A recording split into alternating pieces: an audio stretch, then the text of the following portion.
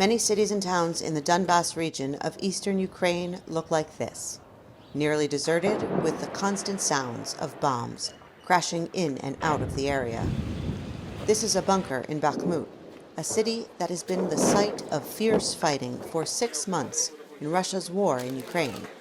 Locals here say they do not know what is happening because they are largely cut off from news and outside information.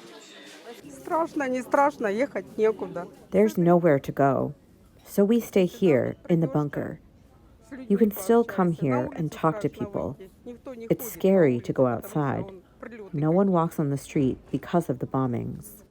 Some residents who remain in other cities and towns in Donbas try to keep their homes intact, despite the frequent bombings, in the hopes that the people will return when the violence subsides. In Chasiv Yar, about 10 kilometers from the front lines, residents say only a year ago their town was alive with natural beauty and industry. It was a cluster bomb that fell here, and the shockwave went over there and smashed it. Then the debris fell on the house. You see, the whole wall is covered in holes from shrapnel. The markets of Chasiv Yar are mostly closed now.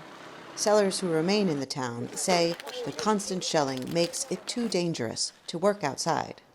Others say remaining in town and staying open for business is an act of patriotism. I am a patriot of Ukraine. Ukraine is my homeland. It's my land, for me. This war only made me stronger in my resolve, and Russia is a terrorist country. Some of his neighbors disapprove of his loyalties, says Zamulenko, in a region with familial and cultural ties to both Russia and Ukraine.